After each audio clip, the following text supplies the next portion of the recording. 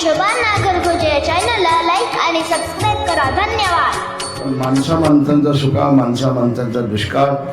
आपण यांच्या दरबारात आल्याबरोबरच जणू काय आपण एका मोठ्या स्वर्गामध्येच आलो की काय असं आनंद आणि ते प्रेम असं वैभव आपल्याला पाहायला मिळतं.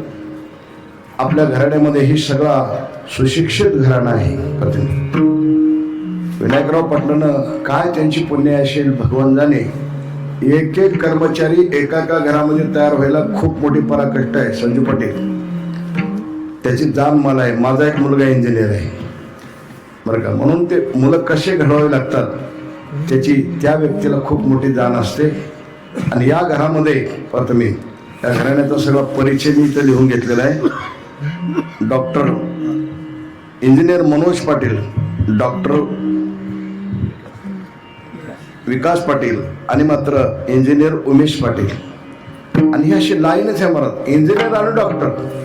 आणि तशी जोडी बी तशीच आहे. पुन्हा कुठे कुठे जोडी म्हणजे असं लागत नाही, पण ही जोडी बी अशी व्यवस्थित, डॉक्टरला डॉक्टर आणि इंजिनियरला इंजिनियर. आणि त्यांची नावं पण इथे दिलेली आहेत.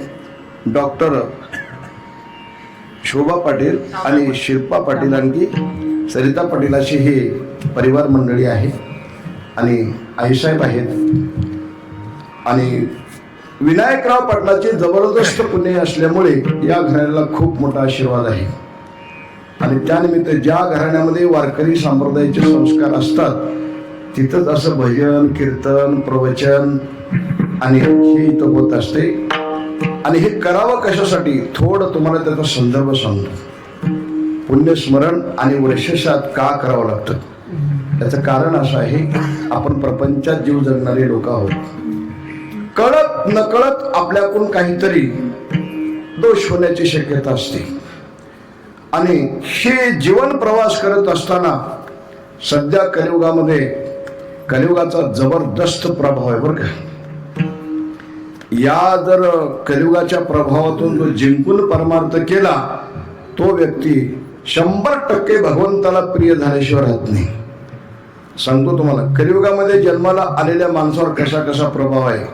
कलियुगामध्ये जन्माला आलेल्या व्यक्तीकडे 4 दोष आहेत म्हणून सांगितले. कोणते कोणते दोष आहेत. कलियुगामध्ये जन्माला आलेला जो कोणी प्राणी आहे सर्वप्रथम म्हणजे त्याचं आयुष्य फार कमी आहे. किती आयुष्य बघा ना. प्रत्येक युगाच्या आयुष्याची गणना करत असताना कलियुगाच्या आयुष्याची गणना करा. आपण कितपत खालच्या लेवलला आलो ह्याचा विचार आपल्या पुढे पाहता येतो. कर्तायुगामध्ये 1,00,000 वर्ष आयुष्य होतं म्हणतात मानवाला. किती? 1,00,000. आणि त्या काळातली व्यक्ती असे 5 फुटाचे 5.5 फुटाचे जास्तीत जास्त 6 इंच 5-6 फूट असं एवढेच व्यक्ती आपल्याकडे पाहायला मिळतात. 5 फूट 4 इंच 2 इंच असेच आपल्याला पाहायला मिळतात. आपले बायोडाटे पाहिल्याच्या नंतर त्या काळातले लोक 28 हात उंच होते म्हणतात. 28 हात म्हणजे एका हाताला 1.5 फूट.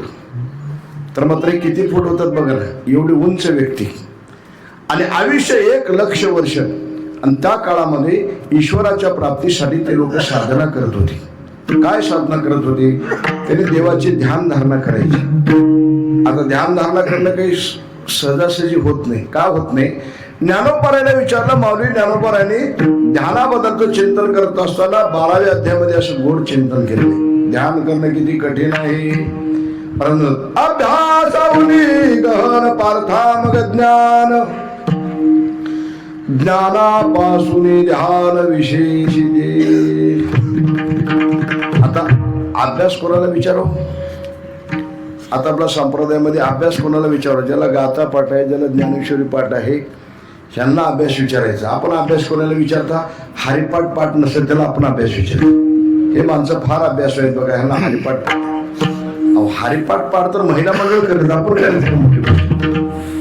आपल्या वारकरी संप्रदायामध्ये एक व्यक्ती असे नुसता गाथा समोर ठेवायचा आणि समचरण दृष्टीपासून डोळे झाकून म्हणायचं 4092 अभंग मुखगत म्हणून टाकायचे. लक्षात ठेवा, असा त्याला अभ्यास म्हणतात. आता शालेय शिक्षणाच्या बाबतीमध्ये अभ्यासाचे चिंतन करत असताना कोणाला विचारावं ते अभ्यास? डॉक्टर इंजिनियरला विचारावं. MPC UPC परीक्षा जे लोक देतात त्यांना अभ्यास विचार. त्या अभ्यासाची कशी कस असते? अभ्यासापेक्षा 10 पट ताकद ज्ञान प्राप्तीसाठी लागते. सरासरी व्यवस्थित ज्ञान एकालाही होऊ शकत नाही. मूर्तिमंत ज्ञान होऊ शकत नाही. का होत नाही? मूर्तिमंत ज्ञान ज्याला झालं त्या व्यक्तीला आयुष्यात कधी अभिमान निर्माण होत नाही. ओळखायचं पूर्ण ज्ञानी कोण आहे, अर्धवट ज्ञानी कोण आहे. पूर्ण ज्ञानी व्यक्तीला तुम्ही शिवी दिली तरी समाधान मानतो आणि स्वागत केलं तरी समाधान मानतो. आणि मात्र अर्धवट ज्ञानी लोकाला म्हणजे ज्ञान कमी आणि अभिमान जास्त. विद्याल्पपरी गर्व शिरोमणी मदहुरी ज्ञानी कोणाही. भगवान शुकासारखा ज्ञानी या जगाच्या पाठीवर कोणी जन्माला येत नाही. पण मात्र त्यांना सुद्धा अभिमान झाला होता म्हणून 7 रात्र राजा जनकाच्या दरबारामध्ये थांबावं लागलं होतं. लक्षात ठेवा. आणि हे अभिमान जावं म्हणूनच त्यांच्या वडिलांनी तिथं पाठवतं. जनक भेटीशी पाठविला तिने अभिमान नाने खोटे केले. मग याच्यापेक्षा अभ्यासापेक्षा 10 पट ताकद ज्ञान प्राप्तीसाठी लागते.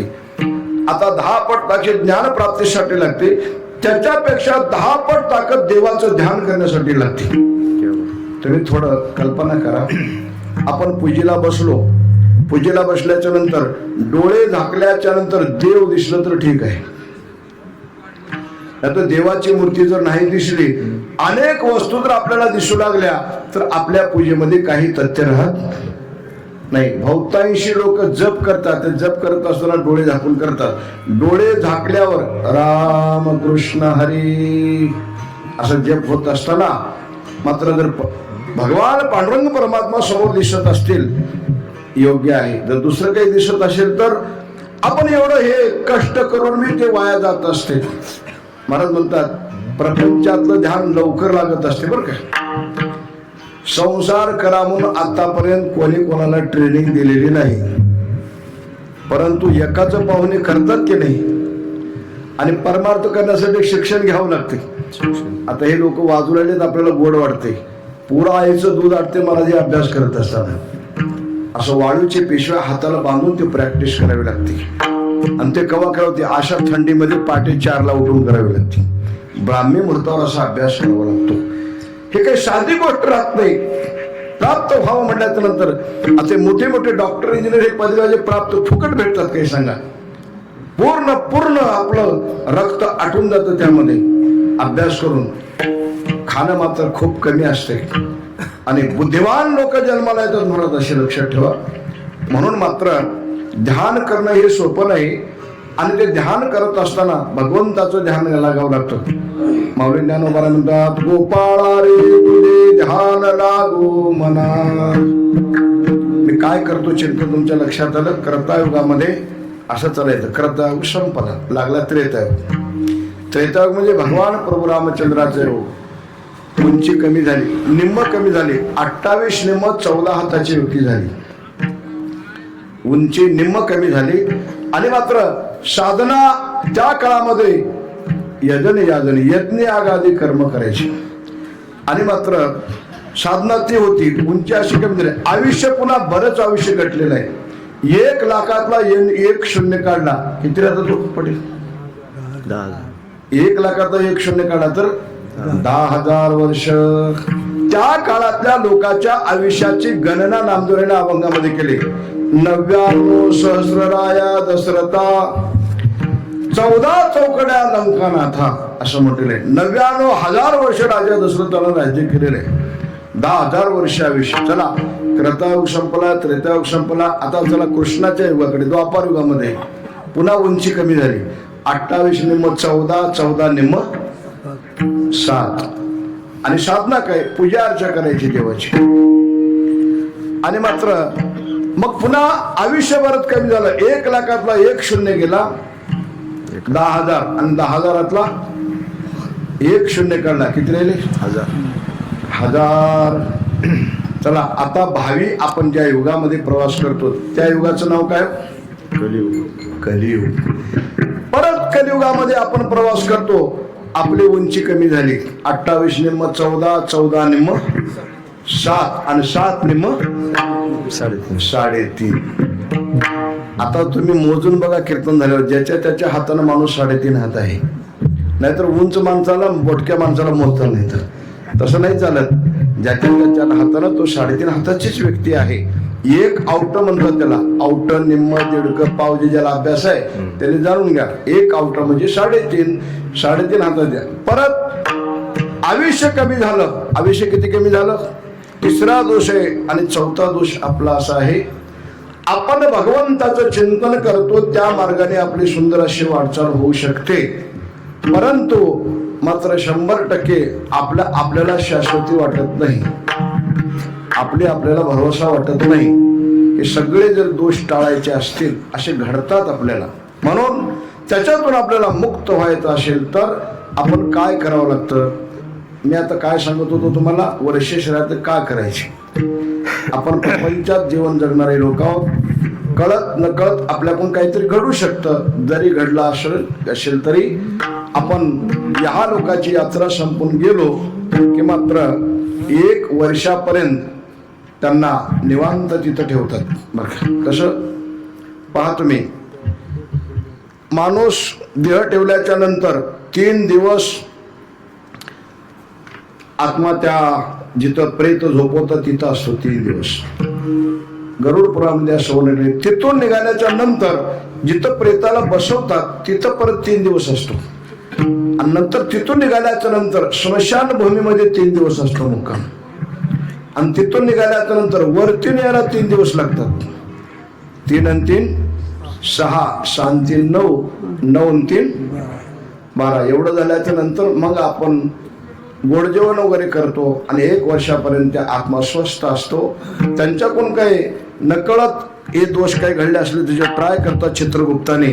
आणि त्या पद्धतीने त्यांना तिथं पदवी देतात. म्हणून आपण काय करायचं असते, आपल्या वाडवडिलांना काहीतरी त्यांच्या नावानं समर्पण करायचे असते. 2 गोष्टी कलियुगामध्ये अत्यंत महत्वाची.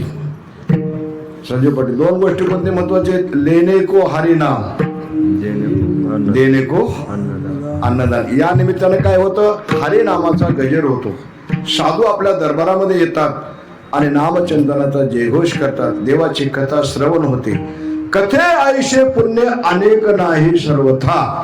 कथेचं पुण्य आपण त्यांना समर्पण करायचं असतं. त्यांना समर्पण होऊन जातं आणि त्यांना खूप आत्म्याला त्यांच्या समाधान शांती प्राप्त होते. एक. आणि दुसरं आहे अन्नदान. अन्नदान म्हणजे कोणीतरी माणूस कळत नाही पण त्याचा काय अधिकार असतो ते भगवंतालाच माहीत असतो. बरं का, वरून पाहायला सगळे तसे दिसतात.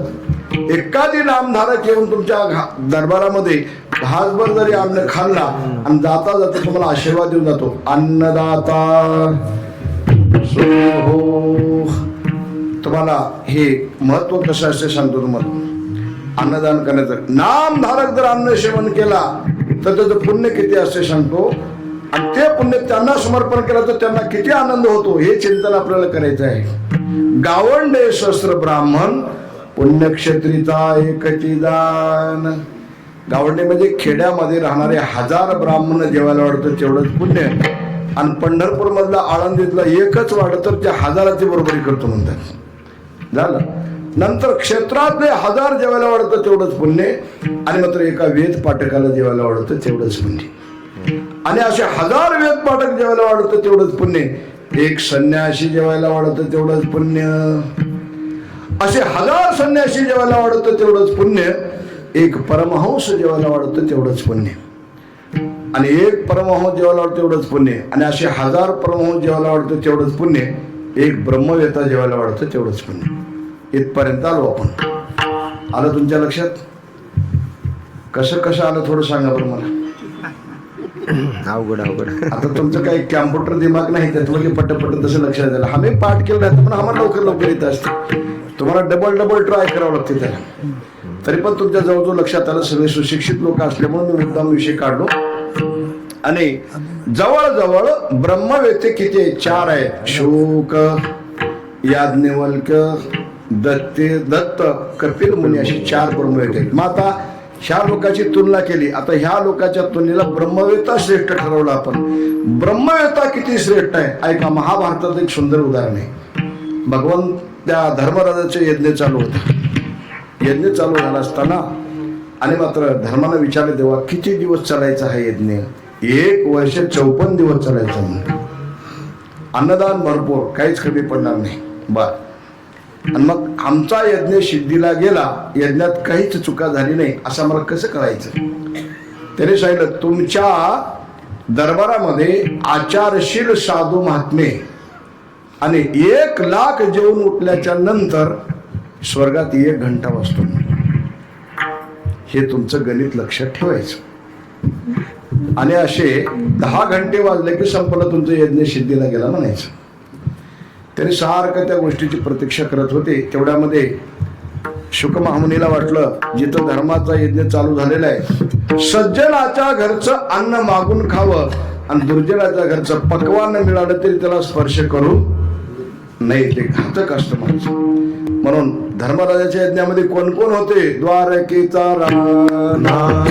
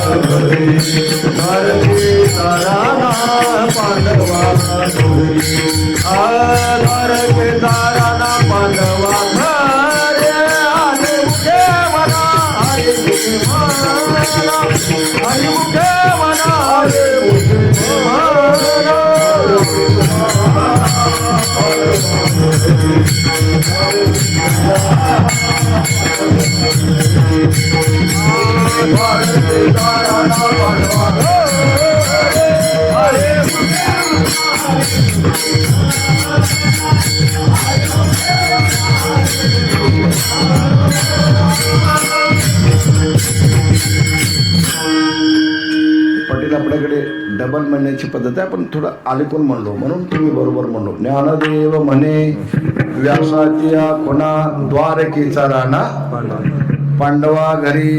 देव तिथं पात्र काढतात, काडी धर्मा घरी. आपण थोडं तिथं प्रसाद घ्यावं म्हणून शुक महामुनी पक्ष्यांच्या वेशात येऊन पात्रावरचं शीत खात होते.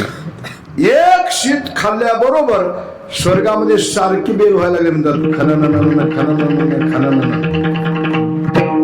धर्मराजाला वाटलं आज खूप मोठं भाग्य आहे आपलं, किती साधू जेवून गेले. देवाला वाटलं धर्माला अभिमान येईल म्हणून पुन्हा सविस्तर सांगावं. धर्मा ही पुण्य तुझी नाही, कोणाची आहे मग देवा. अहो आपल्या यज्ञाला एक महात्मा आलाय म्हणजे ब्रह्मवेत्ता. शुक महामुनी आले. कुठं आहेत. शुकाला त्याने हाक मारले. शुका धर्मराजाला साक्षात दर्शन द्या. त्याने आपलं वेश प्रगट करून दर्शन दिलं. आता ऐका आपण काय काय तुलना केली. ही इकडून तुलना करीत आली, ब्राह्मणापासून जवळजवळ ब्रह्मवेत्यापर्यंत तुलना केली. आता ऐका ब्रह्मवेत्यापेक्षा नामधारक किती श्रेष्ठ आहे तुम्ही. पुन्हा नाथ महाराज होता ऐशे ब्रह्मवेते अपरंपार. त्याचं गणित सांगितलं नाही किती का नाही. ऐशे ब्रह्मवेती अपरंपार नयती नामधारका बरोबर. आता ऐका आता नामधारक कोण आहे तर म्हणले. ज्या अर्थी तुम्ही इथपर्यंत वर्ण इथपर्यंत नामधारकापर्यंत आलो. नामाचे 10 अपराध आहेत. ते 10 अपराध बाजूला ठेवून ज्याला जर नामचिंतन घडलं तर त्याला नामधारक म्हणतात. तुकोबारायणात बऱ्याच वेळेला लोकांकडे बोट करून बोलतात आणि हे शब्द आल्याच्या नंतर तुकोबारायणे आपल्याकडे बोट करतात. आम्ही नामाचे धारक नेनो प्रकाश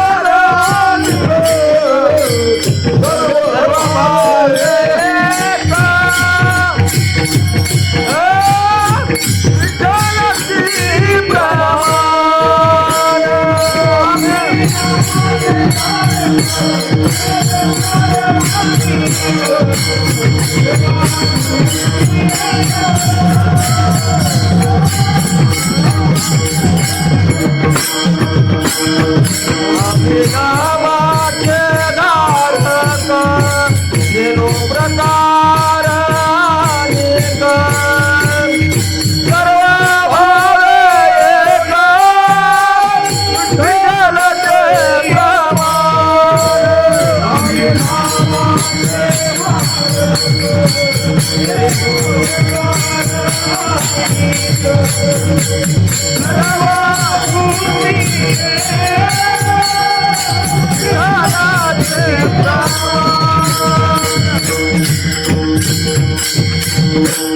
नाम धारक कोण म्हणलं की तुकोबाने आपल्याकडे शब्द केले. आम्ही नामाचे धारक नेनो प्रकार अनेक, सर्व भावे एक, विठ्ठलाची प्रमाण.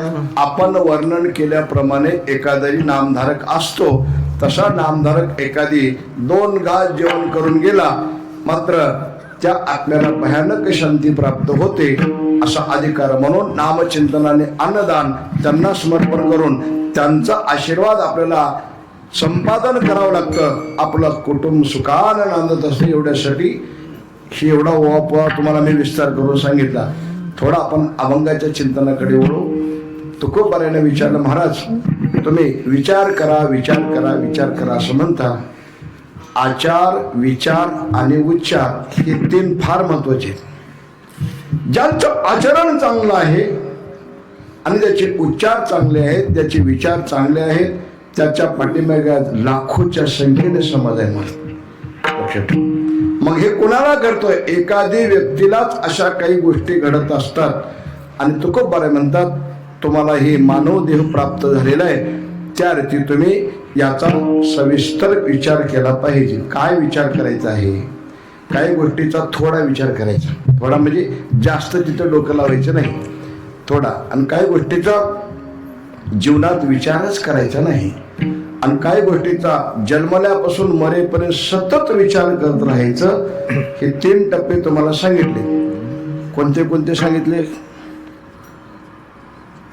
मी श्रोत्याला विचारलो बरं का. मी 3 टप्पे सांगितले. काही गोष्टीचा थोडा नॉर्मल विचार करायचा, ते पाहिजे. मनुष्य जीवन जगण्यासाठी प्रामुख्यानं 3 गोष्टीची अत्यंतिक गरज आहे, त्याचा विचार करा. काय काय गरज आहे? रोटी, कपडा और मकान. अलीकडच्या भाषेत सांगायचं म्हटलं त्यानंतर अन्न, वस्त्र, निवारा. खायला काय लागतं? अन्न लागतं. लेवायला नेसायला काय लागतात? वस्त्र लागतात. आणि राहायला काय लागतं? घर लागतं. पत्नी. अन्न लागतं म्हणजे अन्न कसं बी सेवन करू नका, सात्विक आहार सेवन करा. तुमचं आरोग्य व्यवस्थित राहील आणि तुमचं जीवनही खूप सुबलाम सुफलाम होईल. म्हणून महाराज म्हणतात अन्न. वस्त्र तुम्ही घ्या, पण मात्र वस्त्र घेत असताना आपल्याला किमान अंग झाकण्यापुरते असेल तरी चालतात. जुन्या काळामध्ये आमच्या गावामध्ये 5 भावाचं कुटुंब होतं. 5 भावाच्या कुटुंबात 5 भावामध्ये एकच शर्ट म्हणून. लक्षात ठेवा. म्हणजे कसं एकाच बेतीचं ते 5 भाऊ. ह्यांनी गावाला गेले की त्यांनी दिवून वाळू म्हणून ते निघून जायचे आणि ते बाकीचे सगळे तसेच बनेनवर फिरायचे. एवढं असून मी माणसं भयानक समाधान होते महाराज. आता माणसाला एवढे वस्त्र झाले की ते वॉशिंग मशीन अशी हादूर झाली बरं का. मध्ये कट्टाळून गेले ते सुद्धा. एवढे वस्त्र काही गरज नाही तेवढी. ह्याच्यातच डोकं लावायचं तेवढं काही विशेष नाही. अंग झाकण्यापुरतं लागतं, एवढंच लागतं. तेवढ्यामध्ये थोडासा नॉर्मल विचार करा. महाराज म्हणतात अन्न, वस्त्र, आता निवारा. अक्षर तुम्ही बंगला बांधलो, तुमचं प्रारब्ध चांगलं आहे, वाडवडिलाची पुण्य आहे, तुम्ही बंगल्यामध्ये राहता, आनंदाची गोष्ट आहे. समजा आपल्याला बंगला बांधताच आला नाही तर काय करू? आपलं प्रारब्ध प्रतिकूल आहे, आपल्याला कमाईचा काही सोर्स नाही. मग आपण समाधान असावं की नाही? महाराज म्हणतात निवारा या शब्दाचा अर्थ 4 पत्राचं घर असलं तरी त्याचं नाव निवारा आहे. बंगल्यालाच निवारा असं म्हणतात असं नाही. त्याच्यात तुम्ही समाधान राहा. ठेविले अनंते तैशेची राहावे, चित्ते असू द्यावे समाधान. आणि माणसाला असं नॉलेज असावं, समयाशे सागर व्हावे, समयाशे सागर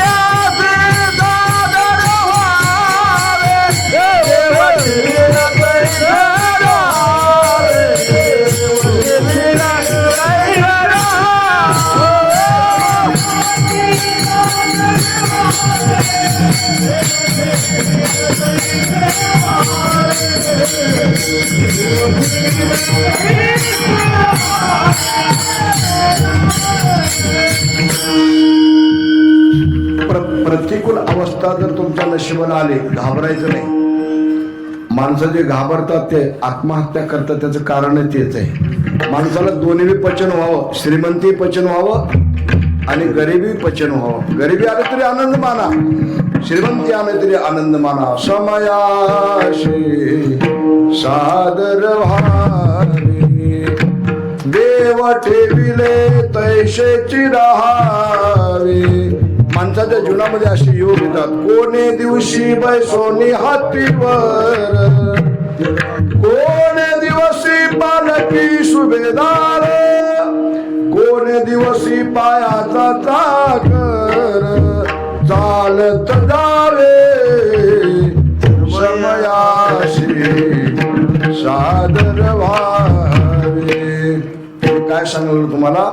महाराज म्हणतात की निवारा, अन्न वस्त्र निवारा, याचा थोडा विचार करायचा. त्याच्या पुढचे काही आणि विचार करण्याचे काही टप्पे 2-3 नावं सांगतो तुम्हाला. आरोग्य, शिक्षण आणि संस्कार, याचा मी जीवनामध्ये विचार करणं अत्यंत गरजेचं आहे. आपलं आरोग्य व्यवस्थित कसं राहील, आपण निर्व्यसनी असलं पाहिजे. आम्ही बऱ्याच लोकांना हात जोडून पाया पडून सांगता, बाबा रे व्यसनी जीवन हे धोकादायक आहे, व्यसन करू नका. एकाला म्हणणं, महाराज लोकांना सांगण्यापेक्षा तुमच्या टाळकऱ्याला सांगा पहिले म्हणतात.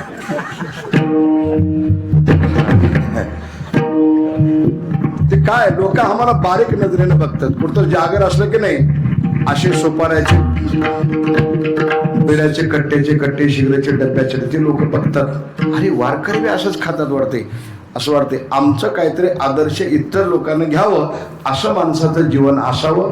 तुमच्या आरोग्याला धक्का लागत नाही, याचा थोडा विचार करा. आरोग्य, या सध्याच्या काळामध्ये सुशिक्षित राहा, अनपढ असो नका. जुना काळ फार विचित्र होता. जुन्या काळामध्ये मोजकेच लोक शिकलेले असायचे, काही लोकांना काहीच कळायचं नाही. तुम्ही जर शिकलो, तुम्हाला प्रपंच कसं कळावं करतो, परमार्थ करण्यासाठी ज्ञानेश्वरी वाचायचं कळतं, गाथा वाचायचं कळतं, जनरल ज्ञान तुम्हाला हे नॉलेज तुम्हाला प्राप्त होतं. पण शिक्षण, सुशिक्षित, नुसतं सुशिक्षित असून जमत नाही, सुशिक्षित अधिक सुसंस्कारित लागतात. मला म्हणतात आरोग्य, शिक्षण आणि संस्कार हे किती झाले? मागचे 3, अन्न वस्त्र निवारा, हे पुढचे 3. आरोग्य, शिक्षण, संस्कार. आणि पुढच्या आणखी 3 आहे का? संगती, संतती आणि संपत्ती. ह्याचा बी विचार करावा लागतो.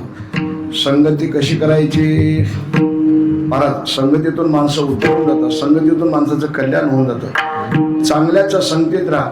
जे अभ्यासू विद्यार्थी राहतात त्यांच्या संगतीत राहिल्याच्या नंतर विद्यार्थी सुद्धा हुशार होऊ शकतो. आपण ढव असं समजायचं काहीच कारण नसते. म्हणून संगतीमध्ये राहा आणि 4 लोकांच्या संगतीमध्ये राहू नका. कोणाकोणाच्या आळशी लोकांच्या संगतीत राहू नका. त्याने लवकर उठणार तर दुसऱ्याला उठू देणार, त्याने अभ्यास करणार दुसऱ्याला करू देणार. आणि जास्त भोजन करणाऱ्या माणसाच्या संगतीत राहू नका म्हणतात. जास्त म्हणजे कॅपॅसिटी पेक्षा जास्त भोजन करणारी माणसं जास्त झोपतात. लक्षात ठेवा. आता मागे प्रमाण तुम्हाला म्हणून दाखवलं बघा. आणि मात्र दुष्टाच्या संगतीत राहू नका, मूर्खाच्या संगतीत राहू नका. आता त्याचा सगळा वापवा मला विश्लेषण करायला वेळ नाही, मग तुम्हाला थोडं सांगून पुढे निघून जातो.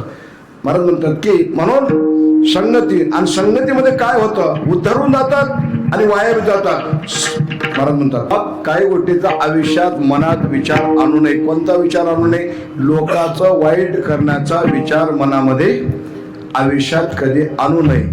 मग आता कोणता विचार करायचा? एका क्षणाला आपण मनुष्य जे देहाला आलोत आणि आपली सोडवणूक कशी होईल, बहुसमुद्र कसं उतरून जाता येईल, भगवंतापर्यंत आपल्याला कसं जाता येईल, देवाची कृपा संपादन आपल्याला कसं करता येईल, याचा विचार एक एक क्षणाला करा.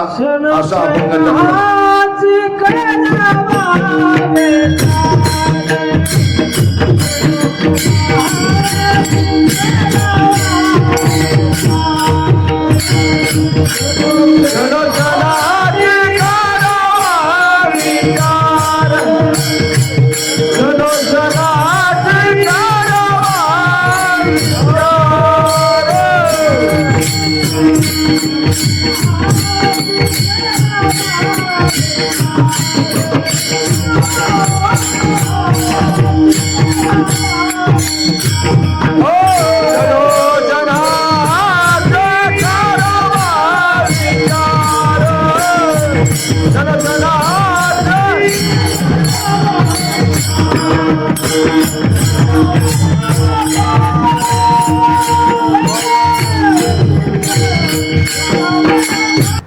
काय चिंतन करत होतो आपण की विचार कोणता करायचा. एक एक क्षणाचा विचार म्हणजे आपलं आयुष्य फार कमी असल्यामुळे कल करे सो आज कर, आज करे सो अब कर, आता कर, लगेच लगेच कर.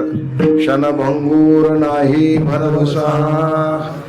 आणि कसं आयुष्य जात आहे पहा, आयुष्य जात आहे, आयुष्य जात आहे पहा, आयुष्य जात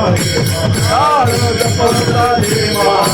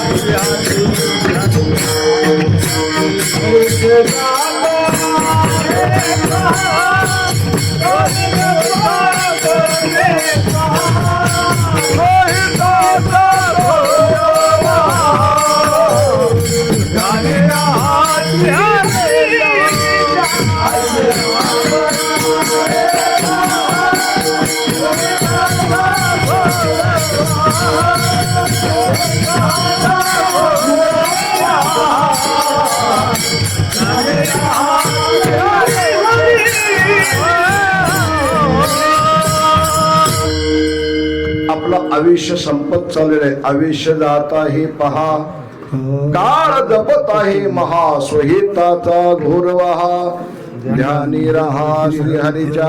आपलंही छोटस दैर्यात नवल नाही.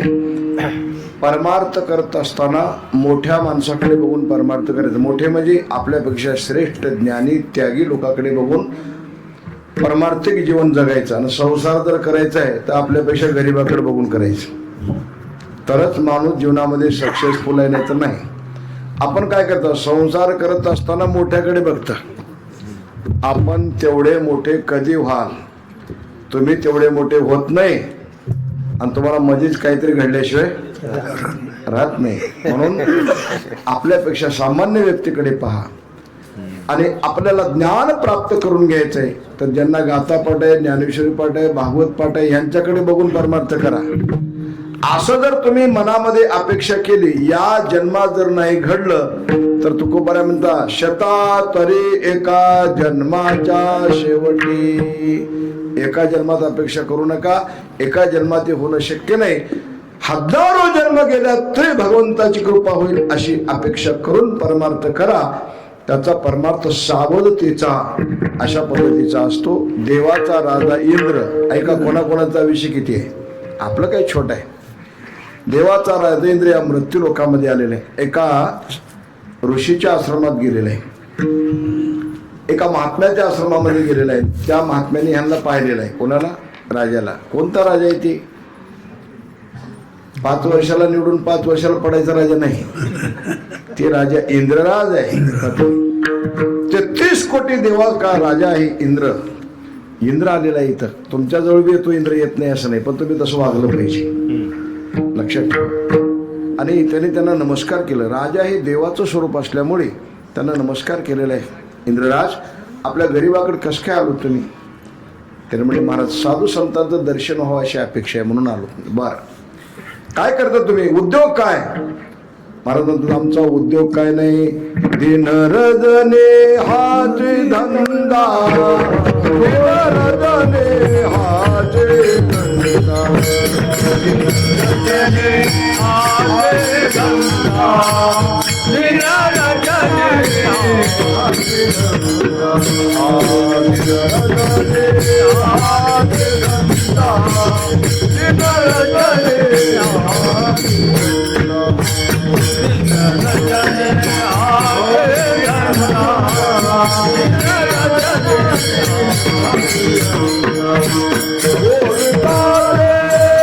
चौदा कल्पावरी आवेश दयाला. पण मी काही व्यवस्था केली नाही. एक भान ताटे ठेवले म्हणले अशी, इकडून सूर्यप्रकाश आला की इकडं धरतो, तिकडून आला की तिकडं धरतो, पाऊस पडू लागला की डोक्यावरती धरतो, आणि त्याच्याच आश्रयाखाली मी विश्रांती करतो. आणि किती आयुष्य म्हणजे त्याने गणना सांगली. 14 कल्पवरी आयुष्य दयाला, परे तो राहिला ताटे खाली. आता एक कल्प म्हणजे किती लाखाला म्हणतात, त्याचं फार लांबचं गणित आहे. मी तुम्हाला कल्प म्हणून सांगतो, बस झालं.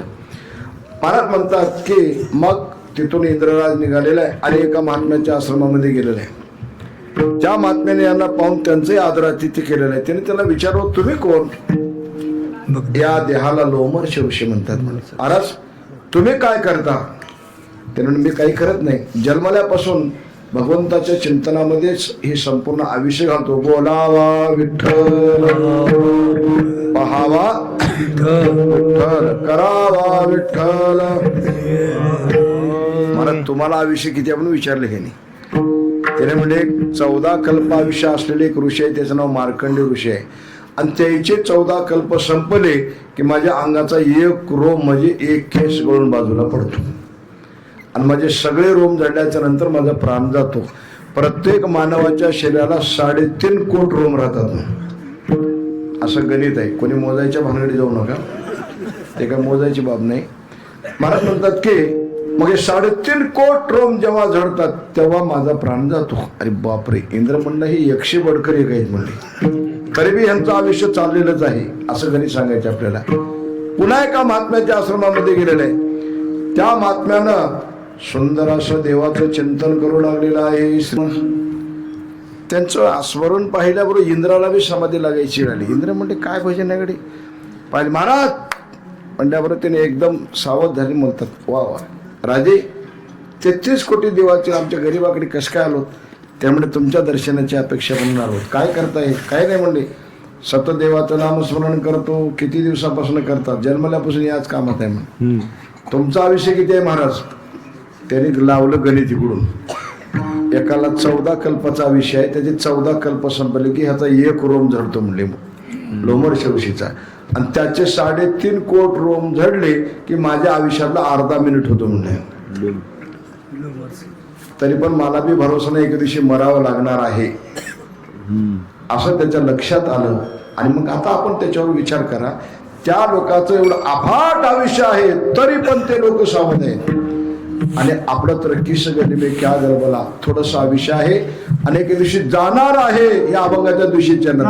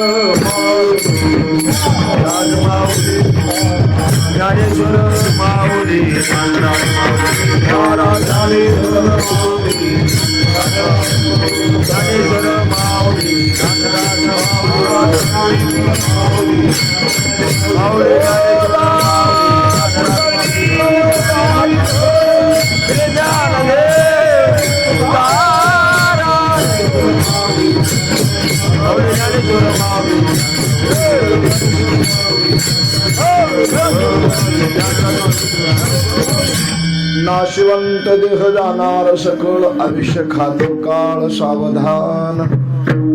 आणि पुन्हा महाराज म्हणतात की सत्संगामध्ये जा, तिथले विचार तुमच्या डोक्यामध्ये घ्या आणि मात्र मनुष्य जीवनाचं कल्याण झाल्याशिवाय राहत नाही. उर्वरित आयुष्यामध्ये आपलं 100% कल्याण होणार आहे. आपला आहे महाराज म्हणतात याला सत्संग असं म्हणतात. संत समागमे धरोनी आवडी, याच्यासाठी थोडा वेग केला पाहिजे. करावी तातडी परमार्थी. काही वस्तू अशा आहेत ते सोबत येणाऱ्यापैकी नाही.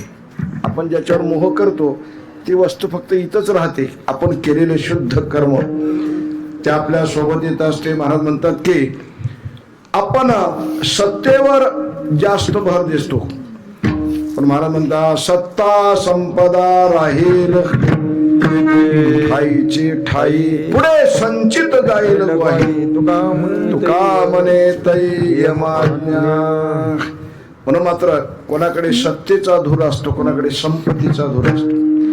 महाराज म्हणतात ही सगळ्या गोष्टी अशाश्वत आहेत, याच्यावर अवलंबून बसू नका. या धनाता न धरे विश्वास दैशी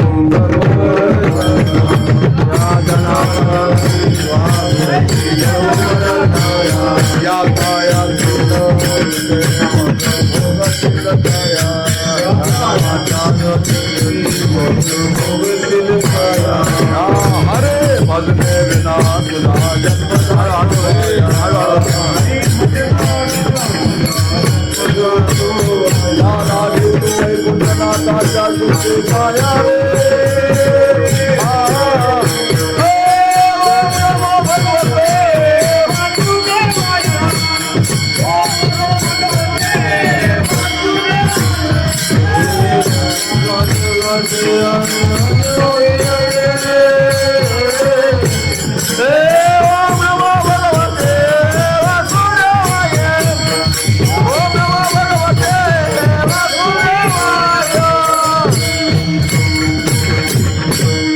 या लोकांमध्ये प्रवास करत असताना महाराज म्हणतात हे सगळे धूर आपण याच्यामध्ये अडकून पडू नये म्हणून तुकोबाराने आपल्याला सावध केलेलं आहे. महाराज म्हणतात तुका म्हणे इह लोकीच्या व्यवहारे नये डोळे धुरे भरो निराहो. का त्याचा एकच मुद्दा असा आहे की आपण जे केलेलं कार्य आहे ते कार्य जगामध्ये शिल्लक असावं, आपण संपून जावं, बस याचाच विचार आपल्याला तुकोबारे सांगतात. तुका म्हणे एका मरणेची सरे उत्तमते उरे कीर्ती मागे. पत्मी आज जयंत्या पुण्यतिथ्या कोणाचे साजरे होतात? पत्मी ऑफिस मध्ये फोटो कोणाचे बघा तिकडं. आपल्या देशासाठी जे प्राणाची आहुती दिली त्या लोकांच्या जयंत्या पुण्यतिथ्या त्यांचे स्मारक बांधले जातात. परत असं काहीतरी कार्य करायला शिका. आणि हे कार्य आपल्या हातून घडल्याच्या नंतर आपण गेल्यानंतर किमान 2 वर्ष तरी लोक आपल्याविषयी तळमळ केले पाहिजेत. हे खरं माणसांचं जीवन आहे. म्हणून महाराज म्हणतात की आपले कीर्ती 1000 वर्ष बघा तुम्हाला संत महात्म्याची किती उत्तम ते उरे कीर्ती मागे. का तर मात्र आपल्याला अमूल्य देह भगवंतानं प्राप्त करून दिलेला आहे. याच्यामधून तुम्ही भगवंताचं नामचिंतन करा, प्रपंच सोडा असं साधू संतांना तुम्हाला म्हटलेलेच नाही. प्रपंचामध्ये राहा, पण प्रपंचामध्ये राहून जेवढा परमार्थ चांगला करता येतो तो दुसऱ्या आश्रमात तेवढा आनंद नाही. ज्ञानोबा म्हणतात आसोनी संसारी वेद करी वेद शास्त्र उभारी बाहे सदा. महाराज म्हणतात सुखे करावा संसार दोन्ही वार दया क्षमा घर शोधवीत येतील. महाराज म्हणतात तुमच्याकडे दया क्षमा तुम्हाला शोधत येतात आणि मात्र दैवी संपत्तीचे 3 गुण तुमच्याकडे आले. भगवंताची साधू संतांवर तुमच्यावर कृपा होती. दया क्षमा शांती तेथे देवाची वस्ती.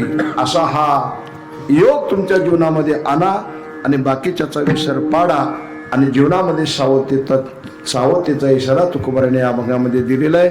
तो समाधी योगाला लागते, पण भजनामध्ये समाधीचं सुखही कमी पडतं म्हणतात. समाधीचे सुख ऐसाया कीर्तनी ब्रह्मरस. म्हणून पाटील परिवाराने तर्फे आणि तुम्ही इथं उपस्थित झालात आणि पाटील परिवारातर्फे सर्व भजनी मंडळाचे मी अभिनंदन करतो.